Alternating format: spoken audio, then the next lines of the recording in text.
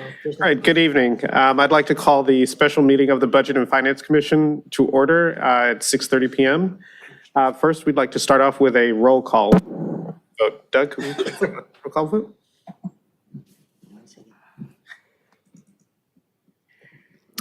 Commissioner Allen, Here. Commissioner Jesty, Here. Chair Castle, Here. Commissioner Woodham, Here. Commissioner Samples. Here. We have Commissioner Marin and Commissioner Sherbin are absent. Okay, thank you. Next, we'd like to salute the flag. Please rise. I pledge allegiance to the flag of the United States of America and to the republic for which it stands, one nation, under God, indivisible, with liberty and justice for all. Thank you. Next, I'd like to have a motion to approve the order of agenda. So moved. Second. All in favor? Aye. Aye. Item E, blue folder items. Doug, do we have any? We don't have any blue folder items tonight. Okay. Next, we have the section F, the consent calendar. Can I have a motion to approve the affidavit of posting for the special meeting? So moved. Second. All in favor? Aye. And down to nothing for item G. Item H, the public participation on non-agenda items. Do we have any e-comments or Zoom? We don't have any comments and there are no participants on Zoom. Okay. There are no items continued from previous agendas. And now we're down to item J, which is the discussion of possible action regarding input on recommended assignments of the general fund balance for the fiscal year ended June 30, 2023. And tonight we have Stephanie Meyer, the Assistant Financial Services Director, to present. So, you go ahead. All right, good evening, commissioners. Thank you for being here this evening for a special meeting to consider this item. We felt that it was important for you in your role as oversight to have a chance to review and provide any comments or direction on the report. I don't have a specific presentation on the report. We did provide it to you before Thanksgiving. I hope you had better things to do over your weekend, but that you've had time to digest the report. I can give you just 1 second, actually. I need to pull it up on my agenda. I guess I'll just walk through some highlights for you that you, just walk through some highlights for you on the report. The purpose of this is to present the carryover for the end of the year and to give you an idea of where we stand in terms of available fund balance in our general fund. And then we're going to be asking council to approve the carryovers and any department requests, including donations and grants. So the report goes through this in detail. I can, happy to answer any questions. We are ending with a available general fund balance of just under $300,000. This is very close to what we projected at budget time when we went to council with the proposed budget, and council went through and assigned a lot of the expected fund balance savings at the end of the year. At this point, we are not recommending doing anything else with that, again, fairly small unassigned fund balance. We are in the final stages of the audit. We don't anticipate any issues or changes from that, but we generally like to leave a little leeway just for any final changes that come with the audit. We also noted in the report that there are some increases in what we expected to contribute for pensions in fiscal year 24-25, which is just kind of another item adding a little bit of uncertainty and supporting our recommendation to leave the unassigned fund balance as is. A couple items that we are recommending. So we're recommending a carryover of the unexpended capital projects. We're recommending carryover for unspent donation funds and unspent grant funds, and for some department requested items in all non-general funds. And all the detail is in the attachments that you see here. Stephanie, Yes, sure. talking about the CalPERS issue, Yes. the statement that we have here doesn't really quantify what that might be. Do you have any idea what that is? The dollar value? Yeah. Have we gotten anything from CalPERS? Yes, we have. So we did receive updated actuarial reports, and Wendy, jump in anytime. I'm just responding, but we did receive updated actuarial reports that we've reviewed. We received them in October. So I don't have the numbers right in front of me, but they had projected for our, I'm trying to remember the additional amounts. I believe it's about $1 million more than we were projecting to spend for our unfunded liability The UAL. payment, the UAL. Yeah, so our cost, as you know, annually for CalPERS is we have our normal cost, which is our ongoing payment, and then a contribution towards the unfunded liability.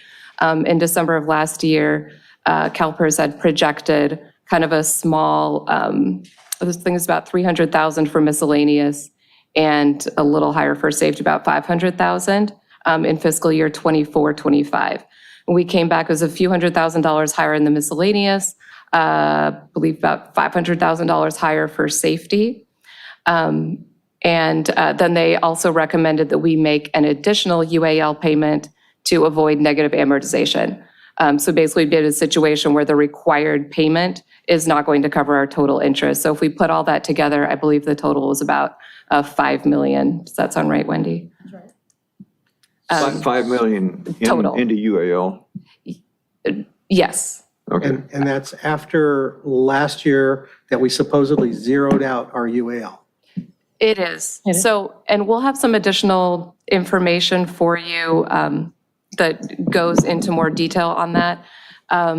The short story is that we paid everything off.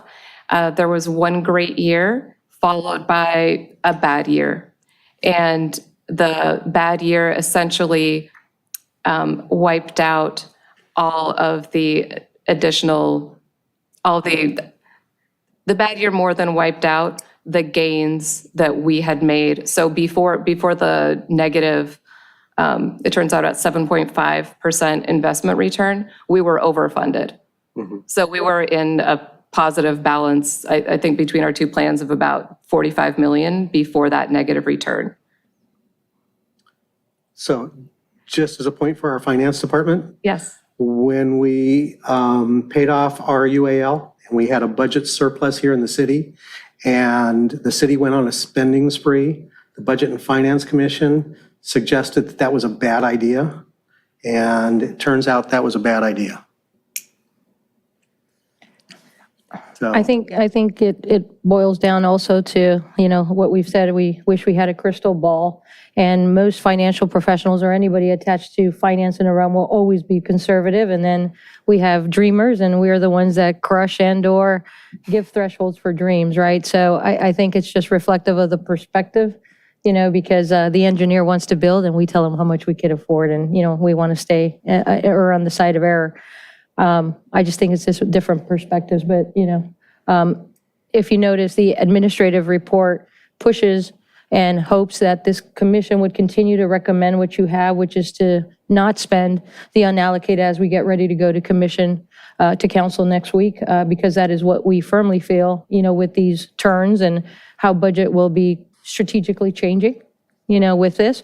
However, a lot of municipalities, we have some pending conversations. We've had very great conversations with Paul, our actuarial, who has opened up about what has occurred in the magnitude to kind of stop some of the past, ideas such as quarterly reports and its availability. We've cleared that. We're prepping that for this commission, and we've cleared those things because there was just not misrepresentation. It was just one side of the story. So we've cleaned that up, and we've we're developing right now answers that we shared with the CM as to this whole process to make the math work and also explain what happened globally with this thing. So everybody has a level of confidence, and understands. And for us, it was a great learning tool because we were just the messengers and wanted to get the history. And it has been a phenomenal course in yet again investment. So this is why we keep doing this business, because you never stop learning, but it's been interesting. Within the city and within the state for years, the discussion has been that the city obligations to fund CalPERS are always years in arrears. Yes, sir, 2 years, actually. Yes. And when the city was getting ready to go on a spending spree, nobody had any idea what was going to happen 2 years later. We knew that things were strange, and the idea of being conservative in that 1 year to figure out what was happening next, we could have forecast, to some extent, we could have forecast this shortfall, because CalPERS has been, well, they're not the same CalPERS that they were in the late 1990s when they were severely overfunded. And so with all of the conservatism within CalPERS and the legal regulations that they're now falling into, you can kind of get an idea of where things are going 2 years in advance. You don't have to wait until you get your bill to say, oh my God, it cost us so much. So they do have a pension forecasting tool they've shared with us. I don't know if anyone here is familiar with it. It's open to anybody. You can go on the website. But what's very helpful about it, it will pull all of the city's data for both plans. And then you can put in different factors. So you can say, well, what would happen if we got 6% return? What if we got another negative return? What if we got a 20% return? So you can plug those in. You can plug in, well, what if we made an additional $2 million payment? What if we made an additional $5 million payment? It will forecast that impact, the impact that would have on the city's contributions and unfunded liability over time. So, obviously we can't tell what's going to happen with investment returns. There are also, plan factors that will impact the city's liability. But I think to your point, that's a tool that we can start to use in an advisory capacity to say, CalPERS is projecting this based on hitting their 6.8% rate, and we can do some adjustments to show some other scenarios. That sounds like a relatively new tool, because in years gone by, we had to wait for CalPERS to show up and go, by the way, here's the number. I believe it is. I believe it is pretty new. I think it's the last few years. I was at the CalPERS conference recently. They talked about it, but I've looked at it. It's really helpful, really easy to use. Okay, very good. Some positives, if I may note on this whole thing, as it not be doom and gloom, is as you notice that unallocated balance, it's phenomenal with the timing we had, that we were $30,000 up from the estimate of where we'd be. So I think that's a reflection of a city manager that's well plugged in and knows the business. New department heads looking at things in a different way, and kind of just a collaborative effort, because budgeting is an art form. But thankfully it was 30,000 up. We're darn close, as you've heard the city manager say, we're at a gnat distance, but it's positive, and we can only get better from that as far as all this relevance. So some items that are coming up is this upcoming meeting with CalPERS, with the actuary that we're coordinating with the treasurer, city manager, Mr. Woodard, which we were planning to right now get some dates. We're tentatively looking at December 11th, December 13th. We have had a preliminary conversation to tie in some of those questions, Mr. Woodard, that you had, and we're filtering those to have those so you can kind of absorb them, create any other questions you may have, and give you guys a full in-depth brief. But we're trying to preserve this relationship and understand, what has happened, and better prepare. The representative that came in 2022 did state that the quarterly was not available, this and that. He was correct. The other perspective that he kind of just either failed to share or tried to share but didn't convey it was that finance could take these quarterly items, and while we don't get an a la carte just specific to us, we take these tools and then create that, and we're going to spearhead that for you. to provide some analytics, because we know quarterly reports won't be used for that purpose, but we're going to play with it and develop something just like a financial report. Just to clarify, CalPERS is still saying they do not do a quarterly return calculation? No, they do a quarterly calculate. It is just not specific to our portfolio or a la carte to us. They don't publish one, Well, quarterly for I dissemination. mean, everyone who's a participant in CalPERS gets the same return. So it's the UAL that's different for everyone because of the way their plan sets, I think. But I asked the guy just for quarterly returns, and his comment was, we don't do quarterly returns. So they do have several reports that the actuary, when we discussed with him, that he shared with us. In particular, there's an investment board meeting for CalPERS. In that board meeting, they'll share quarterly results. I think it's called the quarterly risk and performance. So again, we can share these with you. They also have something called a quarterly trust statement. And again, you can see this it's the same page with their annual investment reports. So they do that, and they also publish a monthly asset allocation Okay. update. Now, So again, I don't know if it's going to contain exactly what you're looking for, but they do have some form of quarterly reporting on the well, at a risk and minimum, performance. at a bare minimum, we need to see quarterly returns so that we know going through the fiscal year what to expect for that fiscal year. And the most ludicrous comment I've ever heard of an institutional investment rep make was the guy last year who said, we don't do that. And I mean, give me a break. Now, to clarify, is the committee going to be able to address CalPERS, or are they going to talk with you all and you all talk with us? The December 14th meeting, we're trying to get a rep out here, for the traditional that you've always had. Okay. With our recent meeting, when we met with the actuary this Monday, it was recommended, he gave us some history on what's going on at CalPERS right now, and the person that we were dealing with to kind of coordinate for you guys to have a CalPERS rep, they're brand new and don't have a lot of meat to the bone, right? And he didn't want to set us up for failure, to say that they were going to be asked certain questions and they were going to have I don't know, because the data takes quite a bit to, take complex data to present. So we're working on that to plan still to have the December 14th and have somebody here. We're trying to triage with this initial meeting as it relates to this specific juncture so that it doesn't become a convoluted meeting on December 14th, and we can hopefully mitigate some of the questions that have already come from that, and that was just a recommendation from our actuarial right now, as it stands. I don't want to dwell on the point too much, but it's so damned important that we need to. Can you ask them if we're able to schedule a meeting on the 14th to send us that report prior to the meeting? In the past, we've come in on the evening of the meeting. We see the report on the screen without having had time to examine it ahead of time and develop questions. Then we develop questions, and there's no one at CalPERS to address those questions too. So it is totally a dysfunctional relationship from that standpoint.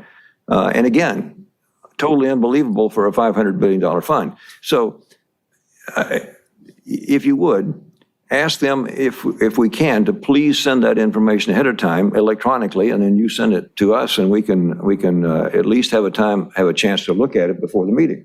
Yes, sir. As the treasurer enlightened me by informing me, obviously, because I wasn't here, and I did see the video of the presentation, and I saw the note from the rep where he gave you guys the presentation for Doug to disseminate after and everything. New face, new way, right? And I don't like to meet deadlines. I'd like to be well ahead of them. So we're talking with them because I do want to say I can't live in the past and I can't correct anything that has happened. So I want to focus our way to the future to still build this relationship. And I think we've had really eye-opening items because at the end of the day, that rep is no longer here, and they're kind of like, I don't know why he said this, right? And I think that it's been a great thing because people like yourself, the city manager, had the reactions that should be, which is preoccupied what happened here, these relationships, because they should care. Paul, who's the actuarial, could not apologize for any actions or what was said, but he could bridge the gap and say, this is what I know, and I'm going to make it match for you and help us. And that's where I'm trying to focus it, because it's a relationship at the end of the day, and we're important, right? And so that's my promise to you, is that what I've seen, I'm trying to correct them and giving you the items you need to regurgitate, have time, mitigate these things so that you can find value in them. And please don't misunderstand me. My anger it isn't directed toward you and staff. I know where the problem is. But the problem I'm talking about is more one of reporting. I understand that the difficulty CalPERS has in producing the returns. It's been an up and down market over the years. So their forecast now is for a 7% return. And given their asset allocation, in a normal market, they should produce a 7% return. So the last 2 fiscal years, one's been down, one's been up. So I think they probably have done 7% or better. So I'm not complaining about their returns. I'm just complaining about their reporting of those returns, and they're dealing with us with that information. That's a big issue as far as I'm concerned. No, I definitely, absolutely, I agree, and I get that message from you. So that's definitely our focus. From what I can tell, my experience thus far is that as we've gone through the website and they've pointed us to where to go, some things a little convoluted, they're not clear. Like, for example, they had Paul thankfully walked us through and said, hey, you got to click on the agenda and go here to find this. And I'm like, wow, that would be a great link, So, but they're there. And we're doing our due diligence, and that's where I kind of say that finance will spearhead to make that easy transition.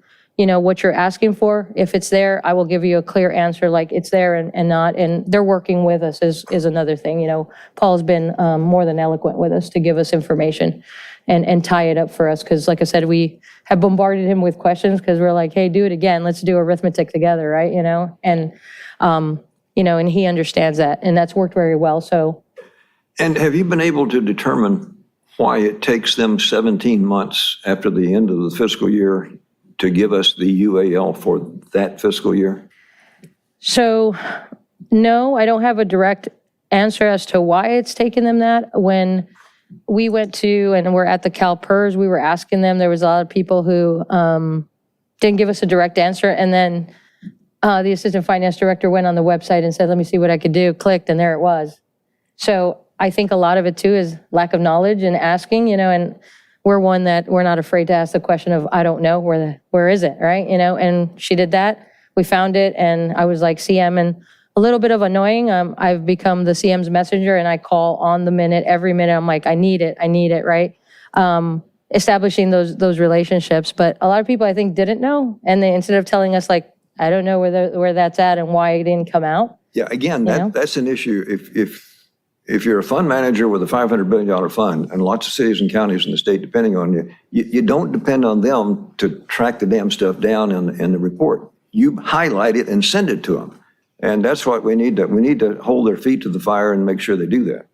Yes, sir. And, that's why this has been such a good exercise. I always think, while challenging, it's been an opportunity because I was faced with a lot of what everybody else told me and kind of digging the layers and onions and then going through and being like, some people thought this, and I'm like, well, no, and we didn't read it, like that. And now we're following the cash, because it never lies, right? Balance sheet will tell you. So understanding the ins, the outs, where it's going, taking the initiative, and just kind of coming up from that. And like I said, I guess taking a Marines approach and assessing the hill, and not waiting for an answer. So that's what we're doing now, and like I said, this meeting that we have, I think will be very beneficial, because the answers we've received right now that we're summarizing for you all got us in a good place, that we're like, okay, we didn't think of it this way.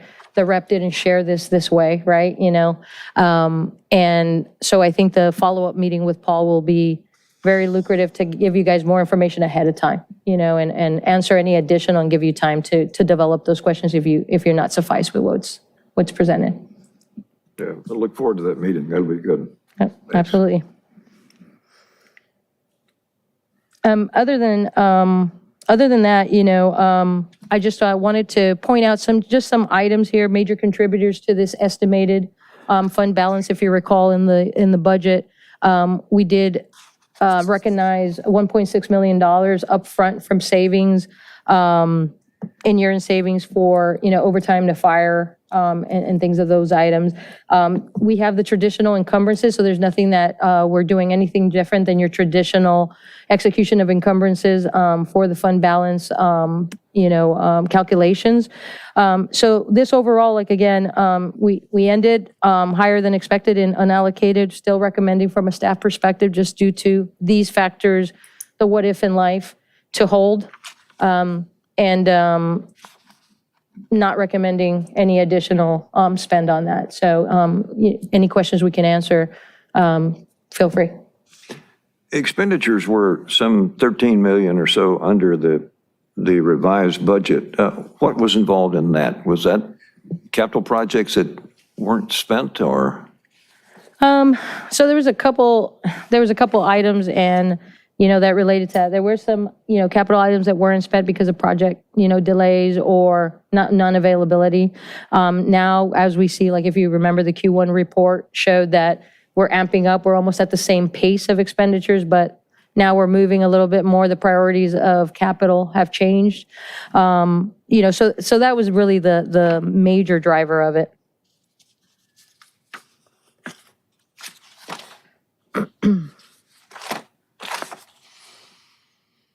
I have a couple of quick questions, but it's more for me to understand and learn. There was the 8.5 million that went into a reserve, 1 month reserve. So that's something that is a practice that we do. There's a certain percentage that goes into a reserve. Yes, ma'am. It is required for us to have that reserve to hold operations for 1 month. So that 8.5 is required by charter. So how is, okay. And I guess, the amount is set at 8.33% of the, I believe it's the next fiscal year's operating budget. So that's why we end up with okay, that amount. that amount. Okay. Which is very specific. Okay, so every time we have a carryover, we take 8.33% of that carryover and put into reserve. That's what our charter says. That's part of, yes, the Okay. carryover. Yes, ma'am. Okay. And just for institutional knowledge, given this year and the diligent work that was done to get a budget done in about 3 weeks, the 8.33% expenditures were below. This year, we're a little bit lower because of some adjustments, but we kept that reserve at that same amount, negating the 8.33. So it's a little higher, just for the mere fact that I was inheriting, and I wanted to keep a certain level until we could, like this year, truly adjust to the new, whatever changes. So just giving you some factoids there. I didn't take the option to lower it down. I just wanted to keep it the same due to the timing. Okay, and then after that, we're left with 16 million. And on this is page 3 or 4. So this is all the carryovers from fiscal year 22-23. Then on page 3 or 4, and this is when I need help understanding, it says recommended use of fiscal year 21-22 fund balance to balance 22-23 budget. I'm not quite understanding how fiscal year 21-22 comes into. This is a reserve amount that we had set aside in the fund balance in a prior year. So in a prior year, we had to use available fund balance to balance the budget. The revenue and expenditures did not work out to balance the budget without using this fund balance. So the reason that this shows up in this category is that it's an amount reserved to set aside, but we haven't actually, it's not mandatory. So if you'll see, there are 2 sections. The first are the mandatory designations and transfers, and those are required either by law or by policy. And then this 8.69, this is, it's more of a It's less, I'm forgetting the word off the top of my head, but it's not committed by policy or by law. It's committed by policy decision. Okay. But we have set it aside because we had to make use of those funds to balance the budget.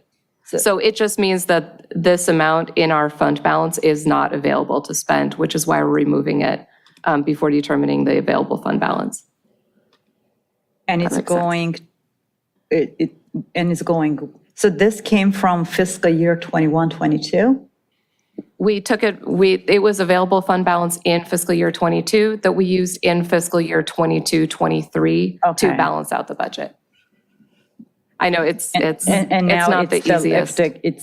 It's a carryover from 22 to 23, but you're kind of reminding that it initially Yes, came from that we- 21, 22. Okay. The source is fiscal year '22, and from a budgetary standpoint, we needed it black and white, the revs and expenditures we weren't technically going to cover. What ends up happening is we hold that money in the event thereof that we can't cover the cost, right, as we see it black and white. But when the actuals come in, revenue outperforms, expenditures become lower, and we don't have any use. So you'll never see $8 million spent.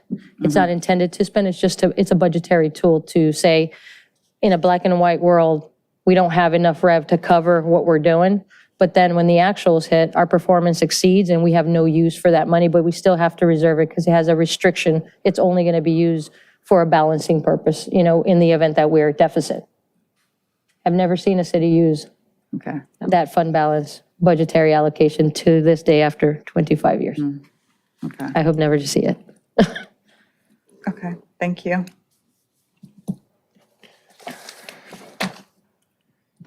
By the way, there were some charts in here that were very helpful. The 10 largest revenue groups. It's good to see the data that way. And it raises a question. One of those is rents and percentages. Is that buildings that the city owns that they're renting out? Yes. And the percentage is as a percentage of?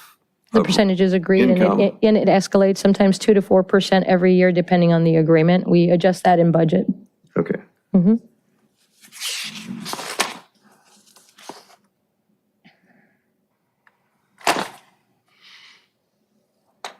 Are there any other questions? One follow-on, and I should have recognized this when we were approving the budget. The expenditure for the city attorney is almost double what the actual was in the last fiscal year. Do we know what that the reason for that?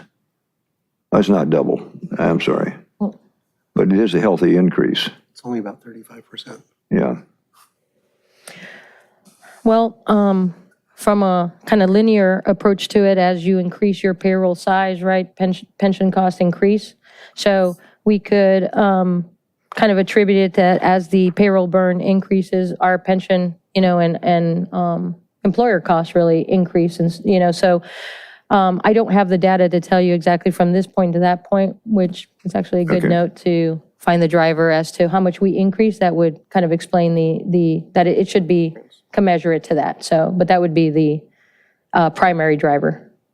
I also believe for the city attorney's office, one of their big expenditure items in their non-personnel budget are contracts, contractual services. City attorney's budget, it makes sense to have a decent amount of budget there, but the actual expenses are going to vary based on, caseload. A lot of those things in the city attorney's office are more difficult to predict than they might be for other offices. So we may have seen savings in 22, 23 that we may not see in the next year. So even though their actual spending was low, it doesn't necessarily mean that their budget is too high for next year. Well, we've been involved, and the city's been involved in a lot of legal issues, so it's not surprising, except I just hadn't noticed it before. Yeah, and if You're you right, it's a recall, 29% increase from, and if you recall, one of the major things that happened last year was that settlement that was about a $2.5 million payment. So that hit, yeah. which was an anomaly for the year. Did that hit in this year or last year? That was last year. Sure. Yeah. This isn't a good place to talk about individual budgets of departments, but since you brought up city attorney, and we have a great chart, I don't recall seeing a chart like this lately, at least not one that made sense. But I'd also be curious about police expenses. It jumped from, looks like 36 million 2 years ago to 45 million now. That seems like a significant jump. Not a good place, like I said, not a good place to have that discussion now, but at some point before we get into budgets for next year, police, fire, I understand we've got significant new costs because it was underfunded for years. So I understand that, but the police department, from what we've heard in reports, sounds like it's pretty stable. And I don't understand why there are such dramatic changes in cost for the police department. So city attorney, police department, I think those would be good discussions to have going forward. And you'll also get a chance to look at the fiscal year 23-24 budget at mid-year. So again, like this report, you'll see the mid-year presentation before we bring it to council. And those are some items we can definitely keep in mind. And for what it's worth, sometimes we ask questions here. It's really unfair to you for us to be asking these questions. So it's like, what's going on in the police department? What's going on in the fire department? What's going on in public works? That's probably more a city manager or a department head question than it is to you. And you end up getting caught in the crossfire, so. Well, Messenger often gets shot. but I think, I actually don't take any exception to those questions. We should know the answers to those questions too. Not necessarily at this moment, but it's something that, in addition to the department head and the city manager, we'll have some insight for you on what's going on in the budget. So my one other thought about budgets and expenditures, looking at some of the expenditures that are expected for the police department through the balance of this year.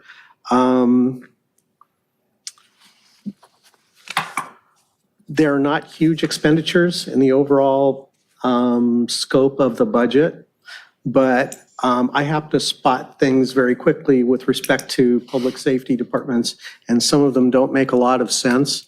I would, if I had to get into detail, I would question some of the procurement practices and some of the methodologies of the department. And I don't know if your department can kind of dig into that a little bit. Some of this is legacy, and you may not be able to get to it very quickly, but if you can, it would be very good. Right. So, okay.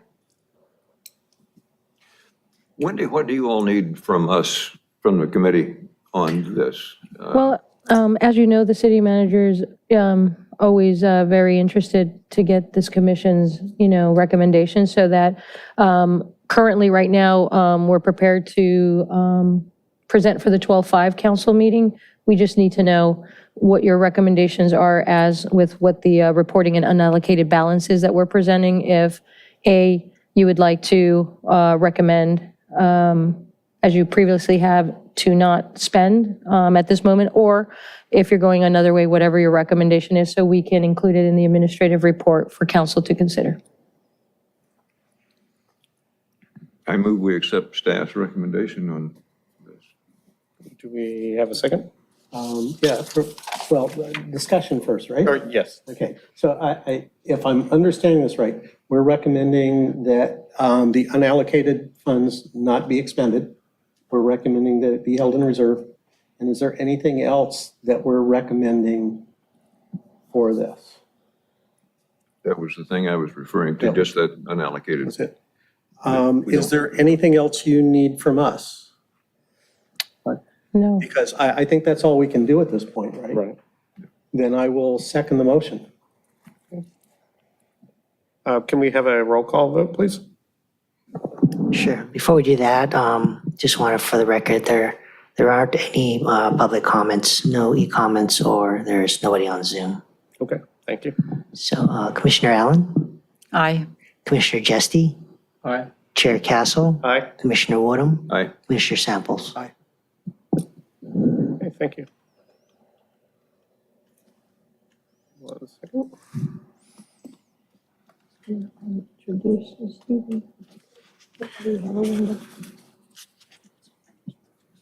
Are there any member items and referrals to staff? Anything? I have a question that anybody can probably answer, and I'm asking this again because I'm new. The bond debt, the $11 million, what is that for? Anybody knows? Which bond? The regular bond debt. Which are you referring to a specific $11 million item? adopted budget bond. I can tell you what page it's on. There are no page numbers. Glad you brought that up. I had the same question. That must be principal and interest payment for. So it would be principal and interest payments for the city's bonds. We have currently 3 bonds that we're paying. We have 1996, I believe, wastewater bond. We have 2019A, which is a refunding of a 2008 bond. And most recently, we have 2021A, which were the lease revenue bonds to pay off the pension, the unfunded UAL. accrued liability, UAL. I think the CalPERS bond issue also was interest only for the first year. For the first year, it's interest only, second year is this- principal and The interest. big increase is because we're paying down principal for this fiscal year for the first And time. the interest is charged by CalPERS? No, this was a direct bond. It was a from the direct bond. city in order to pay off CalPERS. So we had how large was the unpaid balance by? 215 million. 250 million. So we issued a bond to pay off that 215. And so this is the principal and interest on that separate bond issue just to pay the deficit to. So only a few million is left to pay off. No, we just Brand new started. bond. It's a brand new bond. This says only $11 million. No, that's the interest and principal payment. So just for 1 year. That is a 1-year debt service. Debt service, yes. Yes, ma'am. If you like to look at the ACFR, and on the ACFR, you'll see our debt schedule, which outlines the 11 million yearly and gives you the amortized throughout got the whole thing for you. Remember, we were paying CalPERS 7% on that 215 million. So we basically refinanced that at a little under 3%. Yes, sir. So Okay. Thank you. I was just curious, The learning little by little. the debt retirement on the unfunded liability to CalPERS alone, as I recall, was about $7 million a year. And it was expected to go to about 15 by 2030. And by buying out that unfunded liability, we capped our costs at that time, right up until CalPERS decided that they couldn't make their numbers. So CalPERS comes and says, we didn't make our numbers, You have to pay. so you have to pay, you owe us this much money, and if you cannot pay us by this time, you have to pay interest On that money. on that money. again, Retirement in CalPERS is a, oh gosh, So, it's a defined defined benefit. benefit plan. Benefit plan. So anytime they're short, they go back to the cities and they say, give us the extra money.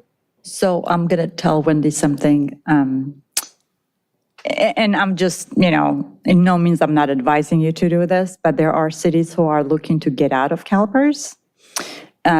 Redondo Beach is in a good position to do that because we don't owe them a lot of money. There are cities who owe them almost $1 billion, so they can't get out of it unless they pay it off.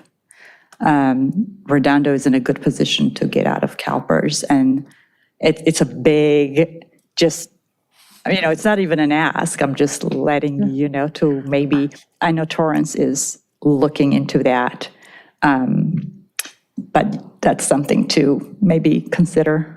Sure. I thought you were going to tell me to look for another profession. So, I was going to say, that's what I told my dad when I wanted to be an art major, but he disagreed. I told my daughter to get in finance. It's easy money. It's fun. Yeah. It's just numbers. But that's just because this is one of the very few cities that's paid off their payments. So we're in a good position to see if are there alternatives to CalPERS, like you were saying. They're not cooperating at times. Well, And what choice do we have? If we're with them, there's nothing Wendy can do. well, to be If they're fair- not producing a report, they're not producing a report. There's nothing you can do. To be fair to CalPERS, in spite of the fact that I've been criticizing CalPERS, the criticism was primarily on the reporting side. From the standpoint of the investment side, they're not doing terribly. They're underperforming. The data I've seen is that they're underperforming funds of their size on a 1, 3, 5, and 10-year basis by about 1%. So it's not a disaster by any means, and they're actually doing pretty well. It's a tough job to manage $500 billion. And if someone like Redondo Beach would go to another manager, when we end up with a UAL, we've got to pass the hat and pay for it on the spot. We don't have the ability to go to CalPERS and say, would you fund this? We pay CalPERS their assumed, their actuarial return, which is now 7%. That's what we avoided paying by refinancing. But if we go to Mercer or Wilshire and say, manage this for us, and we get a $5 million deficit, then we've got to pass the hat and come up with $5 million. So it means we've got to go to the bank somewhere and borrow $5 million. So CalPERS does a good job on a lot of what they do. My only issue with CalPERS is that they haven't told us that much about what they do, and they haven't been giving us timely information. So if we went to a third party, we would see that train coming down the tracks before it hit us in the face, as opposed to CalPERS that wherever the train is, it was there 17 months ago, and then it runs us over. True. And if they're performing 1 or 2% better, instead of a $5 million hit, we might only have a $2.5 million hit. Right, yeah. Past that. And how much, I'm sorry, how much are you saying that we may have to fund CalPERS this year? You know what, I almost don't want to tell you because it's not in front of me. My impression is our total between miscellaneous and safety is 5 million. But Okay. And if I know CalPERS, if it's 5 million this year, unless they did incredibly well in this past immediate fiscal year, it's going to be another 5 million next year. it likely will. Again, we need to look at they give us the projections, we can, Yeah. You So know. to your point, I think it's something to look at because we may be able to get closer to the edge of the problem and be able to deal with it better from an outside source rather than something that's as opaque as CalPERS. I'm not sure we could have this discussion right now, can we? it was not on the agenda. It was- I'll defer to Doug, our, These are under general comments to staff. We should always put CalPERS on the agenda just in case it comes up. Yeah, probably a good idea. But if we were to leave CalPERS, what options do we have? Yeah, I don't know. There are, and the only reason I know is because Torrance is looking into that, and there are a couple of options. That's why I said it's a big ask, because Torrance is a big city and they have a whole team working on this, so. There are But I'm sure there's a third-party lot of- pension administrators. I don't know which ones we're eligible to participate in. I mean, it's all part of the investigation. Yeah, it's a big research. It'll be It's not a interesting to simple. see how it unfolds, because, I know a lot of agencies have to have some discussion as they've been affected in their different ways, so we'll see who kind of starts the pendulum, Yeah. and see what happens, Yes. Under the category of referrals to staff, let me make one additional request for you to pass on to CalPERS. In the past, as I recall, they've given us a figure for total return. Within that, there is U.S. equity, international developed equity, emerging markets, private equity. It would be really helpful if the report was detailed enough to show us returns for each of those categories versus some benchmark. Again, I was in that business for 35 years, so I know what to ask for, and none of that data that I would have asked for was available from the presentation last year. Hopefully it will be this year. Then that's another reason for trying to see that report before they begin discussing it at the meeting. Sure. So if you could pass that along, and if we could get that information, because our responsibility with CalPERS is many-fold, but one of the things is to say, how are you doing in each of these major categories? We can't do anything more than complain. We can't change CalPERS, but if returns pose a situation where they're underperforming in every asset class, then it adds impetus to the idea of looking for an alternative manager. Now, I have no idea whether they've done that historically, because again, they've done a pretty good job historically. They've just slightly underperformed, but they've not underperformed by a catastrophic amount. But those kinds of questions are the things that the Budget and Finance Committee and the Finance Department should be aware of and should be asking on an annual basis. And we've got a fiduciary responsibility to do that. And they have a fiduciary responsibility to tell us. Great. Definitely pass it.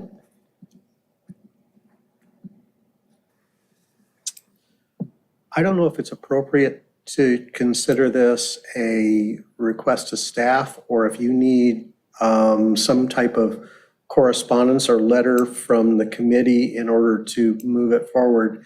But I would suggest, I would like to consider the idea of proposing to the city council that we investigate this question, the question of somehow moving out of CalPERS. And I realize that sounds a lot easier than it is. Oh, So, it doesn't sound easy. I don't think it sounds. That's why I kept saying this is like, I'm just. yeah, but it's not like we're going to look through the phone Oh, book no, and no, pick no, any no, name. no, no, no, no. There's a lot that That's has why I to go said into- this is a big, So it's a big huge- ask. yes. And I understand that. It's probably not something that you can come back to No, us next no, month and say, no. hey, we came up with an idea. No, no, You should no. worry if I could. Yeah. Well, and along with that question, if, I know there are various groups within the city, employees who contribute to CalPERS, but maybe depending on, I don't know, contractual obligations, we might be able to start to shift some of the funds to a third-party manager. And I know that would make things complex, having two different ones, but it might be easier to do that than to try to do the entire, I think these all have to be part of the just question. explored. Yeah. So, and I don't know how much you have on your plate and if how much of an addition to your plate that might be.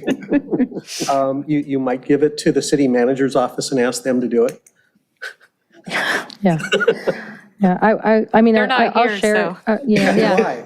Why? I'll definitely share it to find out, if something like that's trying just to be researched, what would be the right approach, at least, to get, input, what they would need, because it is a big undertaking, and I probably I'm should trying to not stay have said it. married here. I feel bad now. I should not have said it. No, it's actually a thought that's been kind of bandied Okay. about, but we've never had a real conversation about it, because when we were talking about the bond issue in order to flatten our costs, that was a very small piece of that conversation. It's like, what happens 2 years from now?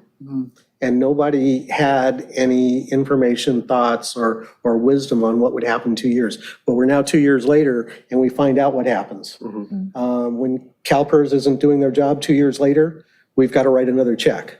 And that. We didn't expect to have to do. And there are a lot of cities that this affects in a very large way. Redondo Beach is very lucky that we don't already, we've paid off.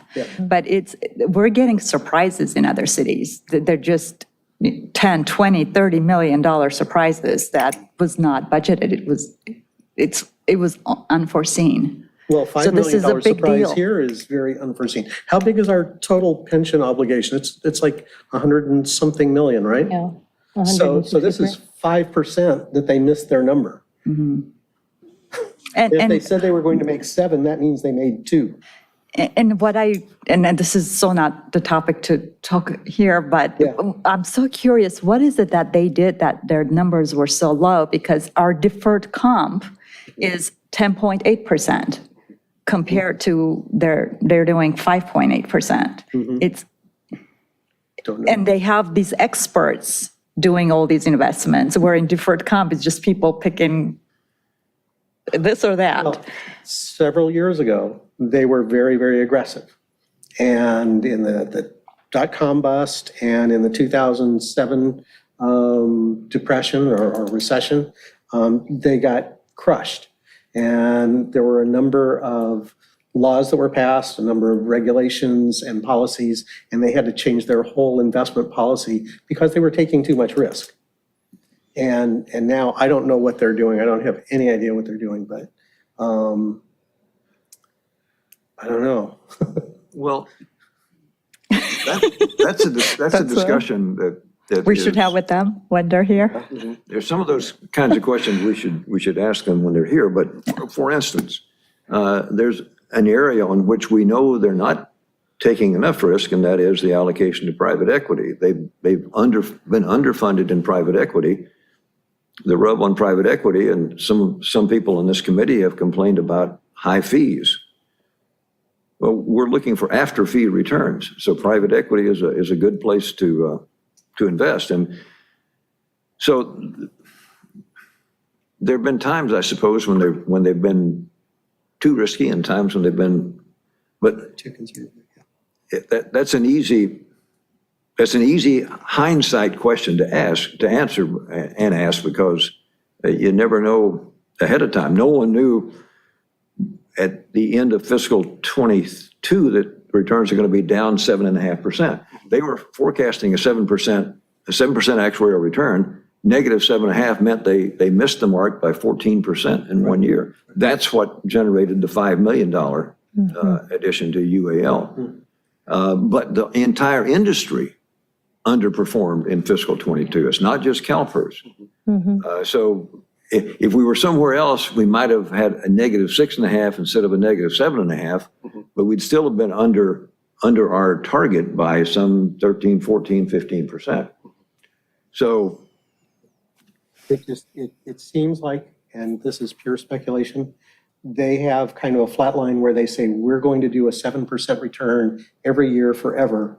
And they don't recognize the fact that there are highs and lows. And I guess if you take an investment and you hold it for a long enough period, you might be able to see a line that looks like that. But in between, you still got to make those payments. But it almost comes across that if that's their target is 7, their actual long-term performance might be 6 or 5. And then they just keep coming to all the cities turning around saying, oh, by the way, you owe us the difference and we're going to charge you 7% on it. And we sort of interest. have our hands tied and we're locking into their performance. remember how this calculation goes. If the last 2 fiscal years, fiscal 22, looks like they underperformed by 7.5%. Fiscal 23, we don't have the returns yet, but based on what we saw with the public equity market, they're probably over the 7%. They might be at 15, 16%. So you add those two together, if they're 15 and negative 7.5, that's a positive 8. That means for those 2 years, they reach their actuarial return. Okay, and our problem is that we've got to bet on the fact that 2 years from now, they will reduce our rate. They're not going to refund the difference if we're overpaid, but they'll reduce the rate in year 3 or 4 or 5 going forward. Yeah. Yeah, if the calculation were done at the end of the fiscal year, we would owe them $5 million at the end of fiscal 22 and at the end of fiscal 23 if my 15% was right. They would erase not only, there would be no UAL for that year, but they would erase the $5 million that was there for the prior year so that at the end of fiscal '23, there would be no UAL. I'd be curious to see their numbers, to see how they would handle it. Yeah. Because in my experience watching them, they go, oh, you underpaid, so this is what you need to fund. You underpaid, or we underperformed, so this is what you need to contribute. We underperformed, this is what you need to contribute. But we overperformed, okay, we're going to go back to the regular rate that you always had. We're not going to cut it off, we're not going to make it zero, we're not going to make you whole. We're just going to let you go back to the number that it was in the first place. Let's you and I ask these very same questions on the 14th of December. It'll be interesting to see. It will be interesting. But that was my only request. Thank you. Anything else? No. Okay. Can I get a motion to adjourn? Or do we have, sorry. Doug? Sorry, if I could take a minute before you adjourn, I wanted to have the opportunity to introduce our new to the city position ever, senior accountant, and our new senior accountant, Stephen Peloso, coming in from Norwalk, Connecticut. Welcome. And so I just wanted to give him the floor to introduce himself to the commission, and, we're just thrilled to have him on board. Your go, Stephen. Oh, you're good, you're good. Is it on? Yes, yes. Okay. Hi. Oh, no, one more time. One more? Yep. Okay, hi, I'm Stephen Peloso. I was coming from Connecticut. I was a senior accountant over at Norwalk, Connecticut municipality, about side 90,000 people population-wise. There for 8 years, and just started here last week. And excited to get to know and start my career here. Welcome to Redondo Thank you. Beach. Did you Thank leave your you. snowshoes behind? Yes, I did. Very, very gladly. So, yeah. Thank you. Welcome. Thank you. You're going to love it here. Yes, already do. It's a Yeah. beautiful town. Yes. Thank you. That was all from us. Just wanted to introduce him. Okay. Move to adjourn. A second. Second. All in favor? Aye. All opposed? Hey, thank you. Thank you. Thank you.